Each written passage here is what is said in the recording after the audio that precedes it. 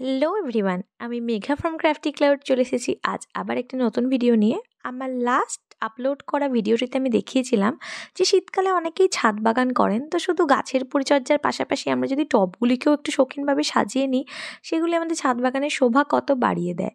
তো এটি তার পার্ট 2 তো বলবো না, বাট আরেকটি অন্য সিরিজ বলা যায়, কারণ এখানের আর্টওয়ার্কটি একটু অন্য, এর নাম ওয়ার্লি আর্ট।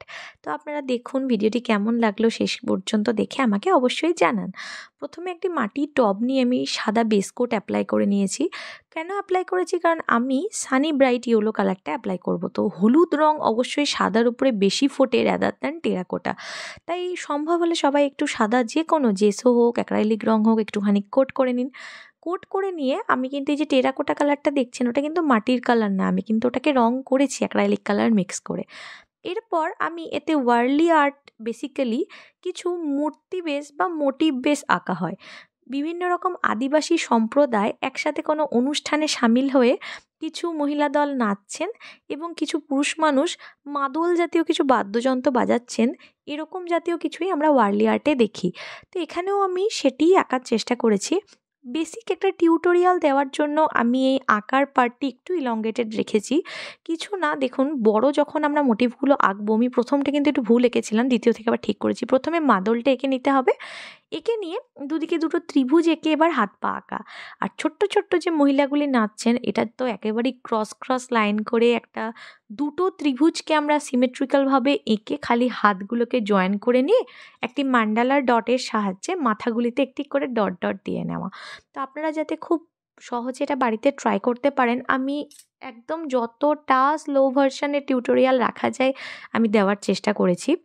তো আমি এটার জন্য একটু বেসিক ড্র করে নিয়েছি, নাহলে এই যে সিমেট্রিক্যাল গোলভাবে আঁকাটা হতো না। তাই আপনাদেরকেও সাজেস্ট করব, আপনারা কার্বন পেপারে হোক বা বেসিক পেন্সিল দিয়ে হোক একটুখানি কিন্তু ড্র করে নেবেন, নাহলে এই সিমেট্রিক্যাল ভাবটা আসবে না, একটু সামান্য ট্যারাবেঁকা হয়ে যাবে। এরপর আমি ওই ওয়ার্লি আর্টের নিচে কিছু জিগজ্যাগ লাইনিং ড্র প্যাটার্ন এঁকে নিয়েছি। ওই জিগজ্যাগ লাইনগুলিকে আমি ডবল রোয়ে এঁকেছি। এরপর দেখুন আমার মনে হচ্ছিল কালো কালো খুব এক রং হয়ে যাচ্ছিল, তাই একটুখানি সামঞ্জস্যটাকে ব্রেক করার জন্য লাল রং দিয়ে খোলা প্যাটার্নের একটি ত্রিভুজ আঁকার আমি শুরু করি।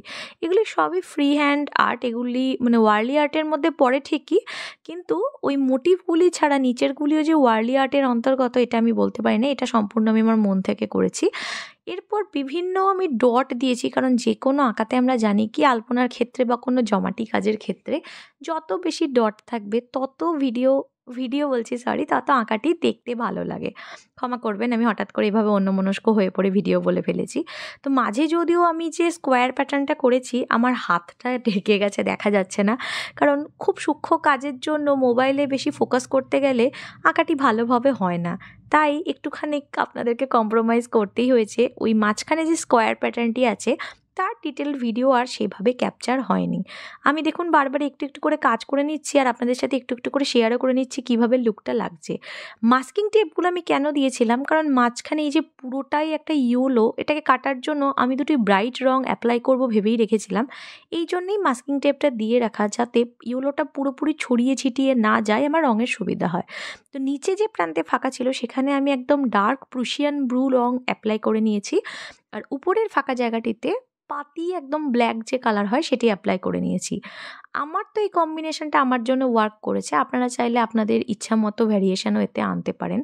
এই রঙটা করার সময় একটু প্রিসাইজলি কাজ করতে হবে, না হলে কারণ আপনার আগে থেকে অলরেডি যে রঙটা হয়ে গেছে ইয়েলোর উপর যদি একবার ব্ল্যাকের একটু দাগও পড়ে যায়, আপনি সেটা ঠিক করতে পারবেন না। তো দেখুন মোটামুটি বাড়িতে খুব সহজভাবেই একটা ওয়ার্লি আর্ট করার আমি চেষ্টা করেছি, আপনারাও করে দেখতে পারেন, অবশ্যই ভালোই লাগবে নিশ্চয়ই সবার। এরপর আমি আগের ভিডিওতে যে এরিকা পাল্ম গাছটি আপনাদের দেখিয়েছিলাম, সেটিরই বেসিক্যালি রিপোর্টিং করার জন্যেই আমার এই নতুনভাবে ওয়ার্লি আর্টের এই টপটি করা।